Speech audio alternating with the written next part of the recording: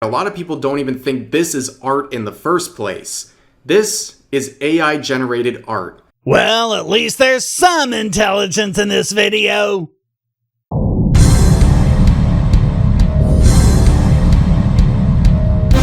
People are making AI-generated art based on pre-existing examples. You mean just like every other artist has done throughout history? And weird question, why the black box? There's no nudity there, just some cleavage. What's happening these days that we have to censor things more than we did in the days of the Hayes office? Also, before we get going, this video was requested by Mr. Merchant in the Discord. Although priority is given to videos requested by supporters, you can always use the link below to go to my Discord and ask me to debunk an article or video in the relevant channel. But the concern is credit. Because to make this AI-generated artwork, there needs to be something to sample in the first place. And this post, and many like it, have the same problem. People are asking for the source. What art did you sample? What artist did you take this from? And it's silence. There's no credit given to what was used in the algorithm to generate this AI artwork, which obviously has a lot of people concerned. Look, moron. Speaking as an artist, heck, speaking as someone with an art degree, this is absolutely stupid. Artists have always taken inspiration from the works of others, and no one ever thought their inspiration should be credited. Just as one example, Titian has been imitated by numerous artists, from Jacopo Tintoretto to Francisco Goya. And it's not as if Titian's ideas came out of whole cloth. He, Michelangelo, Botticelli, Da Vinci, and all the greats were making almost near copies of earlier works. Just like modern recording artists take a lot of their stuff from the Beatles, who took a lot of their stuff from jazz and classical music. And sometimes it's so direct it can't be mere imitation. Kid Rock's All Summer Long got its rhythmic background from Lynyrd Skynyrd's Sweet Home Alabama. And so did Werewolves of London. And you see this kind of thing all through music history. Beethoven stealing from Mozart, who stole from Bach, to the degree that many today would accuse them of plagiarism. Shakespeare didn't create Hamlet or Romeo and Juliet. Those were existing stories, and he just made his own version of them. Even that manga style of artwork in your avatar, the one you're complaining about the AI imitating, traces back to the style developed in the late 19th century by Umeji Takahisa and Jonichi Nakahara. I didn't see you giving any credit to them in your video. As the quote says, "Bad artists imitate. Great artists steal."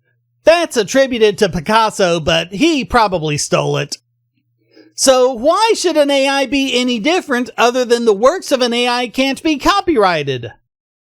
But what also has people concerned is the group pushing for this technology the hardest right now, and that's rich tech bros. As should come as no surprise from the backgrounds in my videos, I'm a Blender artist, and I hang out on Blender discords and forums.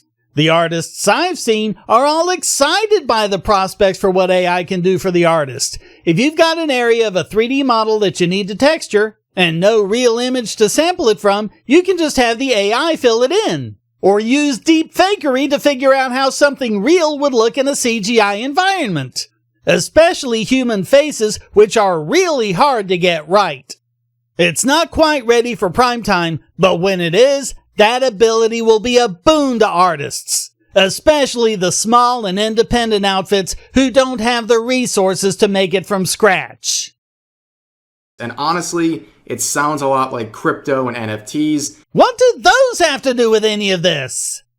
And those groups have stolen from and taken advantage of artists for a long time now. However, some artists have already gone out of their way, saying that they do not permit people to use their artwork for these technologies. And that is very much a microcosm of what's wrong with art today.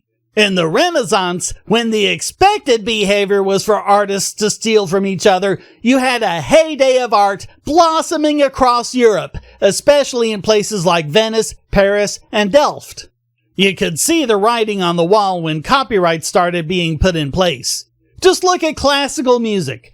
Ever notice how most of the great music comes from Italy and Germany, where there was no copyright protection, and relatively few from Britain, where there was? The freedom to copy is vital for great art, but most artists have become so possessive about their work today, so that if anyone does anything even slightly derivative, they're taken into court. And look at the state of painting. Or look at the state of movies, overly produced CGI remakes by the IP holders that's very disappointing in story and characterization. Or the sterility and homogeneity of popular music when it wasn't like that in even the 80s and 90s. The ones doing the truly creative music are pushed underground. This is what happens to art when you think you can own an idea or an image or a concept. The art dies.